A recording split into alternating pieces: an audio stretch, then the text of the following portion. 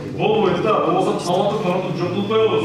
Шаардын ортосунда турган чоң бир жерде турайды шаардап 5-6 отуруп отуруп бөлөктөрү куруп сатышып жок болуп коюшуп атат дептир. Ушул боюнча мэрия менен шаардык кеңеш өзүнүн позициясын билдиришибиз керек. Бул менин жеке позициям. Ал жерде сөзсүз түрдө мамлекеттин балансына кайра кайтыш керек. Айтып кетишим керек, Кыргызстан профсоюздар федерациясы тарабынан ошол мүлктөр сатылган. Эки акцион болгон эле, ошонун бирөөсү мындай жабык акцион болуптур мына жерде.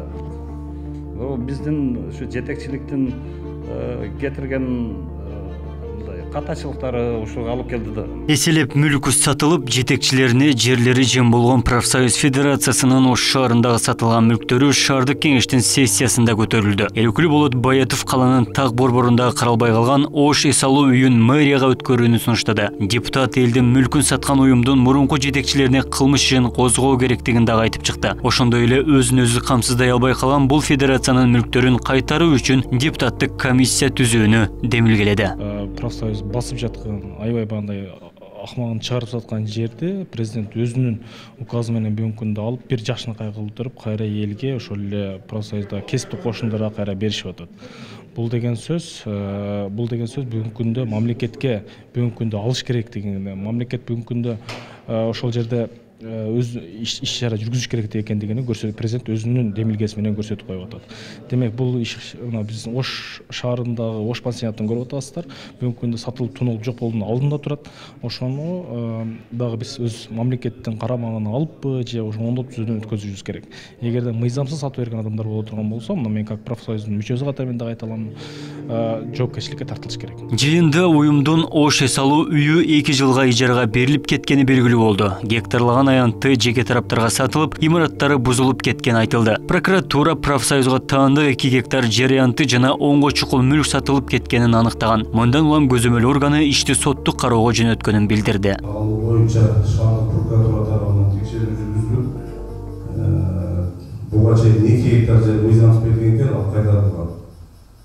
Бүгүнкү күндө 10дон ашык жанагы мүлктөр мыйзамсыз берилип кеткендиги аныкталып, аларды кайтаруу үчүн шаардык сотко дооруздар киргизилип, бүгүнкү күндө сотко алып чыгылат бул маселе. Эми ал өзүңүздөр деле кааласаңыздар комиссия түзүп барып текшерип көрүңүздөр. Но бирок бул маселе бүгүнкү күндө сотко алып чыгылат. Профсоюз уюмдун облустук төрагасы мүлктөрү сатылып кеткенин моюндайт. Эгемендүүлүк алгандан бери федерацияга каржылык булак жок болгондуктан жерлерди сатуу менен акча табышкан дейт. Шаардык кеңеште көтөрүлгөн сунуш жүйөлүү экенин айтып, мүлктөрдү шаар бийлигине берүүгө даярбыз дешет. Учурда бул уюмдун карамагында 2 пансионат жана 4 балдар үчүн лагерь бар. Деген менен бул мүлктөрдүн баарына борбор каладагы 29 адам ээлик кылат. Ар бир биздин объектибиз ушул арендага беребиз, кантип иштетебиз, жеке менчик эмеде чакырсак да бизге багыты калышы керек. Ош томодуктун негизги багыты ушу биздин Ош областынын эмгекчилерин дем алдыруу болуп эсептелет. Ошол кандайдыр деңгээлде биз ошол багыттан чыгып кетип туруп, ушу мындай коммерциализацияга кетип атат десек туура болот да.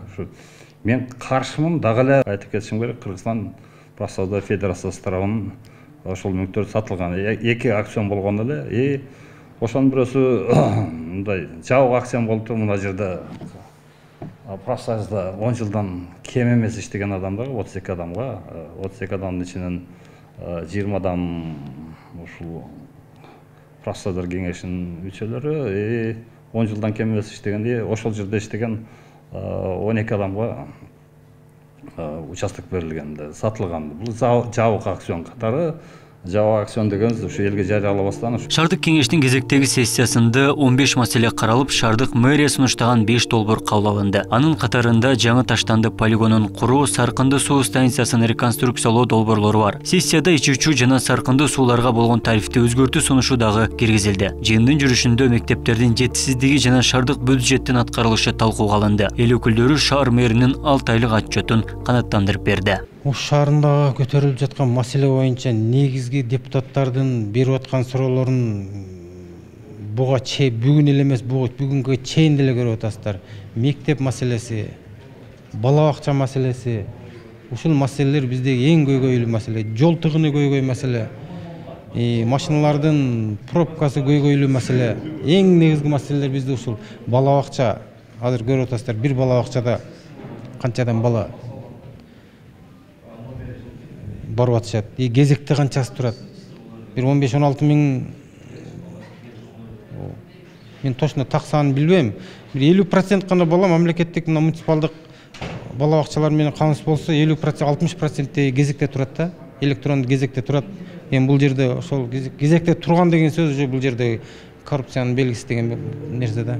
Жиында каланын кышка даярдыгы жана социалдык объектилердин жетишсиздиги эл өкүлдөрү тарабынан айтылды. Жыйындын соңунда шаардын пландалган 1 жылдык бюджети аткарылбаса, жооптуу жетекчилерге чара көрүү талабы коюлду. Кезектеги сессияга шаардык кеңештин төрагасы, мэр, 31 депутат жана каладагы бардык мекеме ишканаларынын жетекчилери катышты. Абдумалик Базарбаев, Эркен Бакиров, Азам Бузриков, Ош ТВ.